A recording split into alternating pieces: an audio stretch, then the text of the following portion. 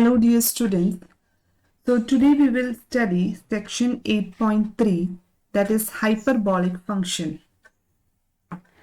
So in the last class we have studied section 10.3, but there some integration formula is required. So once you study hyperbolic function, we have two sections for this. After that we will continue the section 10.3. Okay. So in hyperbolic function, you have already studied what we meant by a trigonometric function. So that hyperbolic functions are similar to trigonometric function, and to denote it as a hyperbolic function we use the H sign. So the hyperbolic sine and cosine we will define. So the hyperbolic sine function is written by sine ht, and it is defined as sine ht equal to e raised to t minus e raised to minus t by 2. Similarly, we have the hyperbolic cosine function, which is written, which we denote by cos ht, and it is defined by cos ht equal to e raised to t plus e raised to minus t by 2. So in sin ht we have the minus sign, and in the cos ht we have the plus sign. That is the difference. Now we can also see the graph of sin hx and cos hx. We can see sin 0 at 0 it touches the 0 point. So at 0 sin hx is also 0, and then it goes like this onto the both sides. It is positive here and it is negative here. But for cos hx we can see that cos hx is at 0 it takes the value 1, and it is always positive. It is not in the, it is above the below, it is above the x-axis. It is not below the x-axis. So here you can see that it is always positive. So this is the hyperbolic cosine function cos ht, given by the formula e raised to t plus e raised to minus t by 2. E stands for the exponential function exp. And for sin ht, the formula is e raised to t minus e raised to minus t by 2. Okay, so here we have the minus sign. So you have to remember these two formulas correctly. Also, you can see the graph of sin hx and cos hx.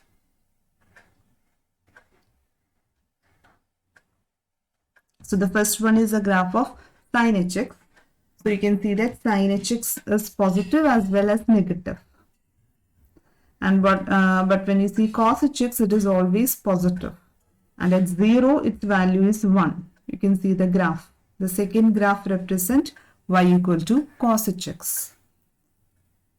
So they are called the hyperbolic function. So here h is used to denote the hyperbolic function. H stands for hyperbola. For usual trigonometric function, we write sin x cos x, but for hyperbolic function, we write sin hx cos hx. Okay. Now you know the usual trigonometric function sin t and cos t. We know that relation is sin t and cos t are the usual trigonometric function, and they are called circular functions because they lie on the circle. Because if you take x equal to sin t and if you take y equal to cos t, then we have x square plus y square is equal to sin square t plus cos square t, and we know that it is equal to 1. So that's why sin t and cos t, it means that it lies on a circle of radius 1. So sin t and cos t, they are called the circular function as it lies on a circle. They are the usual trigonometric function. But now coming to the hyperbolic function, sin t, cos t are called circular function. Now we see the hyperbolic function, sin ht and cos ht.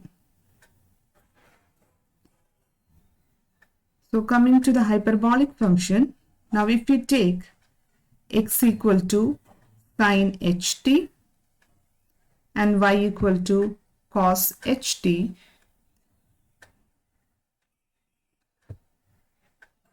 then this does not satisfy the relation x square plus y square equal to 1. That does not satisfy.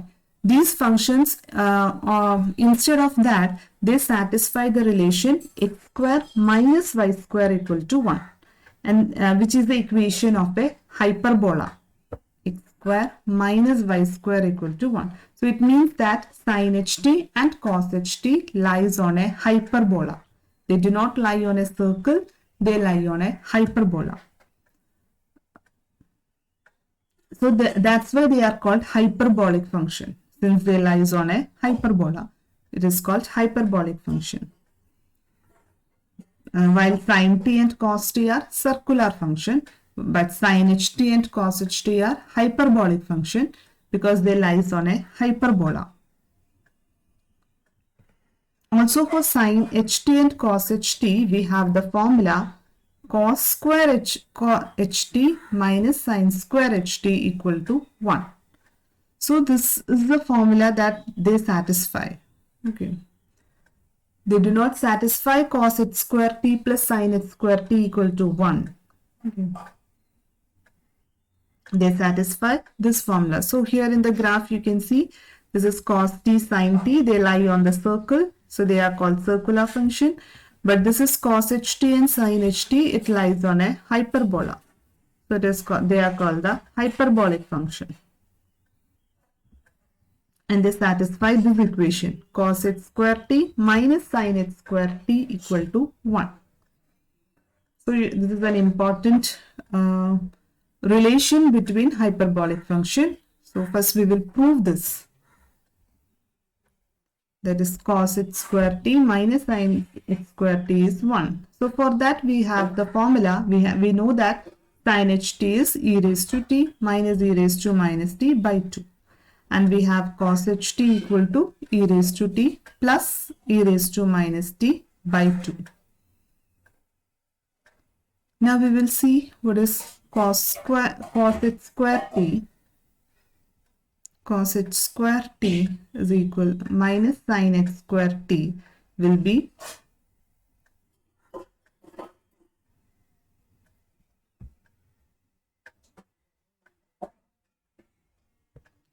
so we have to substitute the value. So e raised to, you can see 1 by 4 can be taken outside. The remaining will be e raised to t plus e raised to minus t whole square. E raised to minus t whole square minus e raised to t minus e raised to minus t whole square. This you have to simplify. You have to open the bracket. We know that a plus b whole square. The expansion is a square plus b square plus 2ab. So e raised to t whole square is e raised to 2t.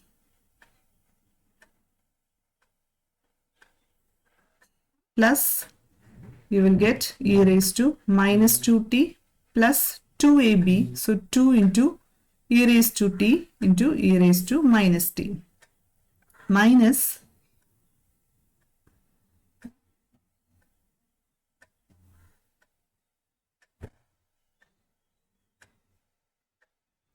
we have a minus b whole square. You have to expand it. It's a square plus b square minus 2ab.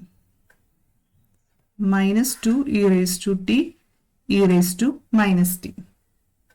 Now we have to simplify this. You can see that e raised to 2t and e raised to minus 2t will get cancelled. And e raised to minus 2t and e raised to plus e raised to 2t will minus 2t will get cancelled. These two will get added. So you will get 4 into e raised to 0. E raised to t plus minus t. So it is e raised to 0. E raised to 0 is 1. So you will get 4 by 4. So it is equal to 1. So we have proved that cos h square t minus sin h square t equal to 1.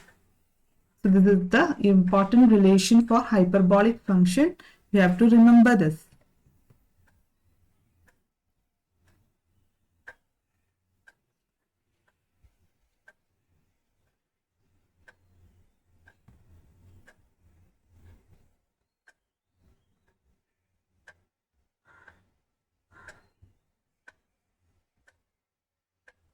Next we will prove this. E raised to x equal to cos hx plus sin hx. So we have the formula. We have studied that sin ht is e raised to t minus e raised to minus t by 2, and cos ht is e raised to t plus e raised to minus t by 2. Now we have to write cos hx and sin hx. So replace t by x. And we can write the same formula. So we will get cos hx equal to e raised to x plus e raised to minus x by 2, and sin hx is e raised to x minus e raised to minus x by 2. Now we will do this RHS first.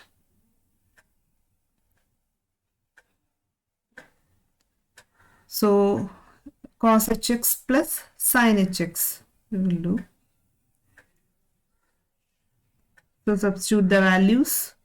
So e raised to x plus e raised to minus x by 2 plus e raised to x minus e raised to minus x by 2. You can see 1 by 2 is common and e raised to x will get added. So it is 2 e raised to x, and e raised to minus x will get cancelled. So 2 will get cancelled. So the answer is e raised to x. So we have shown that e raised to x is cos hx plus sin hx. That is sum of the hyperbolic function. This is also a very important result. You have to remember this. All the results are that we are proving here. You have to remember it thoroughly. So we have proved that cos hx plus sin hx is e raised to x.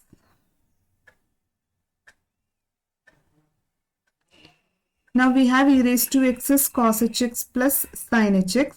Similarly, we have e raised to minus x is cos hx minus sin hx. This you prove yourself. You can do it in the same way as we did here. Okay, here I did cos hx plus sin hx. Instead, you have to do cos hx. Here cos hx plus sin hx. So you have to do cos hx minus sin hx. And you will get it as e raised to minus x. Now in the same way, we have, as we studied trigonometric function, we have the hyperbolic function. The tan hx is sin hx by cos hx. Sec hx is 1 by cos hx. Cot hx is cos hx by sin hx. And cosec hx is 1 by sin hx. So all these, just like we had in trigonometry, in hyperbolic functions also we have certain hyperbolic functions. Which are defined in the same way. Now, in trigonometry, we used to study many identities, many formulas. So, in the same way, we have an important formula here. This is formula 5a and 5b. So, it says that sin h of x plus y equal to sin hx cos hy plus cos hx sin hy, and cos h of x plus y equal to cos hx cos hy plus sin hx sin hy. So we have two formula 5a and 5b. Also you have to remember this. We will first prove. The first one I will prove. The second you can do it yourself. Okay. So the first one is sin h of x plus y. 5a we are going to prove first. So we know what is sin hx. So here we have to write sin h of x plus y. So instead of x, you have to write x plus y. So replace x by x plus y. So we have, this is the formula for sin hx and this is the formula for cos hx. Now to write sin h of x plus y, replace x with x plus y. So we can write what is sin h of x plus y. So it is e raised to x plus y minus e raised to minus of x plus y. Bracket we have to use here, whole divided by 2.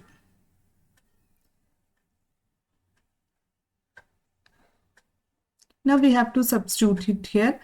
So here you can see it is e raised to x plus y minus e raised to, I have opened the bracket, so it is minus x minus y by 2. And we know that e raised to a into e raised to b is e raised to a plus b. So in the same way, e raised to x plus y can be written as e raised to x into e raised to y.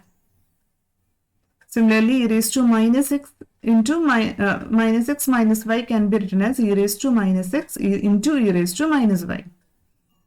Now we have that e raised to x is cos hx plus sin hx and e raised to minus x is cos hx minus sin hx. We substitute the values here and we will simplify it. Substitute both the values. So we'll get sin h of x plus y is equal to half of 1 by 2 is taken outside cos hx plus sin hx into cos hy plus sin hy minus cos hx minus sin hx into cos hy minus sin hy. Now we have to expand this.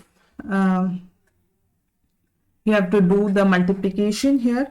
Open the bracket. So you will get some terms like this, and some terms will get cancelled, and at the end you will get sin h of x plus y equal to cos hx sin hy plus sin hx cos hy.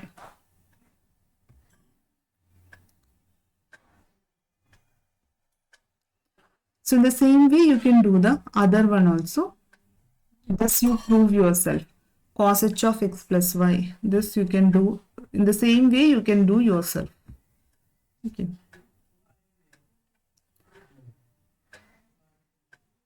Now we will see an important formula for differentiation. That is d by dx of sin hx is cos hx and d by dx of cos hx is sin hx. These are also very important. We will prove it. We know the formula for sin hx. We have to substitute it and we have to differentiate this. We know the sin hx is e raised to x plus e raised to minus x, e raised to x minus e raised to minus x by 2. Now d by dx of sin hx means d by dx of this term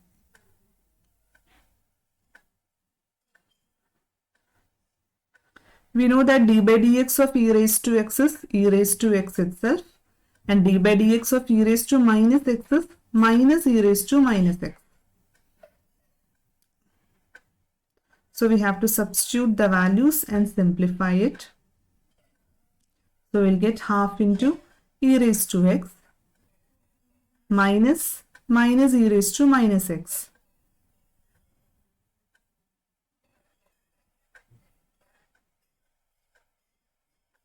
So this becomes e raised to x plus e raised to minus x by 2, and which is nothing but cos hx. So we got d by dx of sin hx is equal to cos hx. So it's an important formula. You have to remember it. That is derivative of sin hx is cos hx. Similarly, for trigonometric function, we know derivative of sin x is cos x. So that relation is also true in case of hyperbolic function. In the same way, you can do the second one. Do it yourself. D by dx of cos hx equal to sin hx. That you can do in the same way.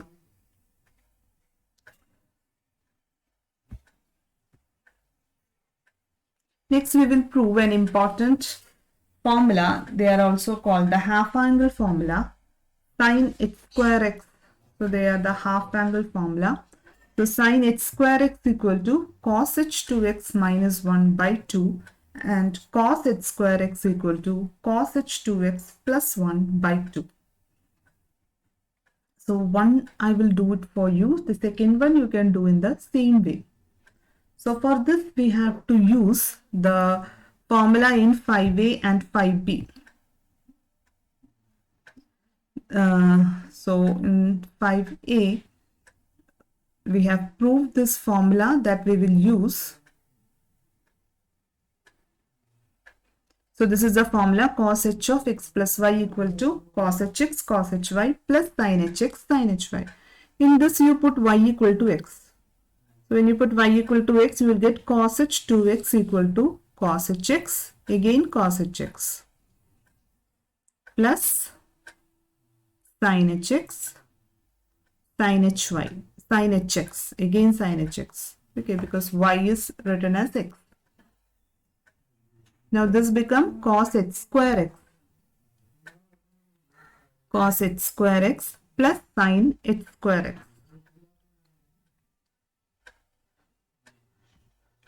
Now we have a relation, in the beginning we have studied that cos h square x minus sin h square x equal to 1. We know this relation. From this we can find the value of cos h square x. Suppose this is equation 1. So we will find for cos h square x. So it is 1 plus sin h square x. Mark it as equation number 2 and we will put 2 in equation 1. Okay. So for cos h square x, we will put 1 plus sin h square x. So we will get cos h2x is equal to 1 plus sin h square x. Sin h square x will get added. So it is 2 sin h square x plus 1. So from here we can write sin h square x is equal to cos h2x minus 1 whole divided by 2. So we have proved the first one. First half angle formula is proved. Now you can prove the second one in the same way. Okay. But here you can see in equation 2, I have substituted for cos h square x. Instead of that, you have to substitute for sin h square x. Okay, substitute for sin h square x. That is, from this equation we have sin h square x is 1 plus, we will get sin h square x as cos h square x minus 1. So substitute that value in equation 1. So you will get the second half angle formula also. So you have to remember this half angle formula. This is very important. Okay. Proof is also very important.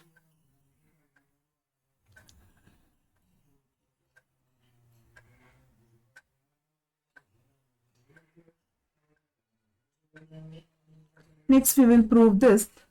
That is d by dx of tan hx equal to sec h square x. We know that in trigonometric function, derivative of tan x is sec square x.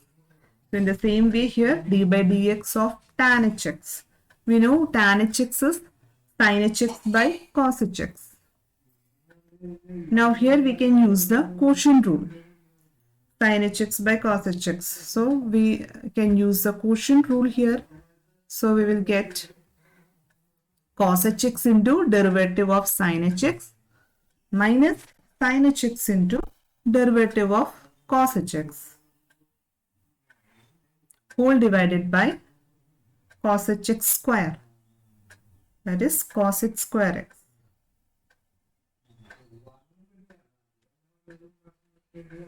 Now it is again equal to cos hx. We know d by dx of sin hx is cos hx. We have proved it. So it is cos hx minus sin hx into d by dx of cos hx is again sin hx whole divided by cos h square x. Now we can see in the LHS it is cos h square x minus sin h square x. And we know that that quantity is equal to 1 whole divided by cos h square x. So this is 1 by cos h square x and we know it is sec h square x. So we got the d by dx of tan hx equal to sec h square x. Now we have the remaining properties. We have, just like for trigonometric function, just like we have d by dx of sin hx equal to cos hx. We have proved this. D by dx of cos hx is sin hx. That also we have proved. D by dx of tan hx is sec h square x. We proved it right now. Now in the same way you can prove the remaining 3. Okay. The remaining 3 you can do by the same way. You can use the quotient rule and do it. And you can see that here derivative of sine, cos and tan is positive. Here we have the positive sign, but for derivative of cot, sec and cosec we have the minus sign. So you can also remember it like this. And So for the first three, we have the, when you find the derivative, the symbol is positive. The sign is positive, and for these three, we have the negative sign. Also, we have this one, sin hx is e raised to x minus e raised to minus x by 2, and cos hx. We know tan hx is sin hx by cos hx. So this will be e raised to x minus e raised to minus x by e raised to x plus e raised to minus x. And we have cot hx is, it is a reciprocal of tan hx. So it will be e raised to x plus e raised to minus x by e raised to x minus e raised to minus x. And sec hx is reciprocal of cos hx. So it will be 2 by e raised to x plus 2 by e raised to x plus e raised to minus x. And cosec hx is reciprocal of sin hx. So it will be 2 by e raised to x minus e raised to minus x. So you have to remember all these properties, and you have to study this correctly. Do all the problems yourself, write all the notes in your notebook. Okay, and study this formulas thoroughly. So we will wind up here. Okay, thank you.